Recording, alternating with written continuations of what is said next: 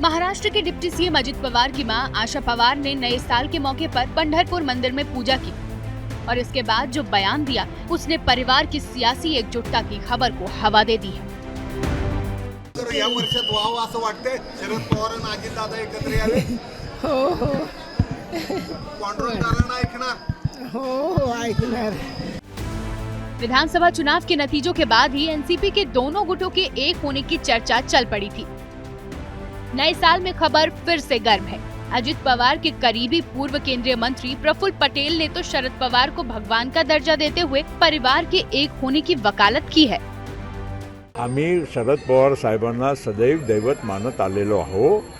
आम्ही जरी राजकीय आमच्या काही वेगळा मार्ग स्वीकारला असेल तरीही आम्हाला पवार साहेबांच्या बद्दल सदैव आदर राहिलेला आहे। त्यामध्ये जर एकत्र आले किंवा त्यांच्या कुटुंब पवार कुटुंब एक झालं तर आम्हाला अत्यंत आनंदच वाटतो। पॉलिटिकल कॉरिडोर में इस बात की चर्चा है कि इसी महीने दोनों पार्टियां एक हो सकती हैं। शायद यही वजह है कि उद्धव ठाकरे की शिवसेना बहुत ज्यादा दिलचस्पी नहीं ले रही।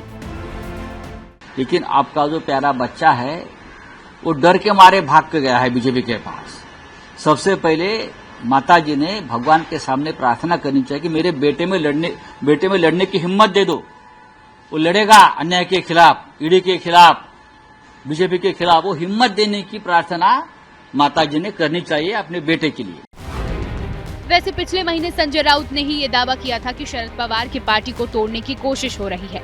महाराष्ट्र में शरद पवार की एनसीपी के 8 सांसद हैं, जबकि अजित पवार की एनसीपी के पास महज 1 सांसद। लोकसभा चुनाव के नतीजों से उलट विधानसभा चुनाव में अजित पवार की एनसीपी ने चाचा को मात दे दी। महाराष्ट्र की जनता ने अजित पवार की एनसीपी को ही असली एनसीपी मान लिया। ऐसे में शरद पवार की पार्टी के अंदर बुलबुलाहट भी है। हमारे पार्टी में किसी प्रकार की मर्जर की बात नहीं चल रही। हमारी पार्टी ओरिजिनल एनसीपी है।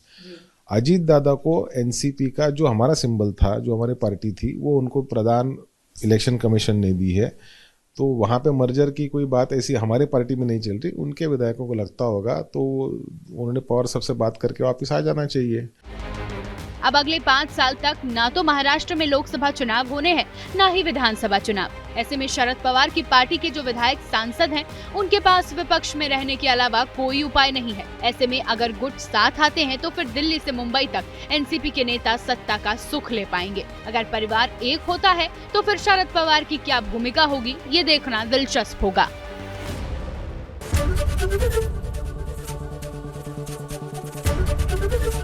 एबीपी गंगा, खबर आपकी, जुबान आपकी।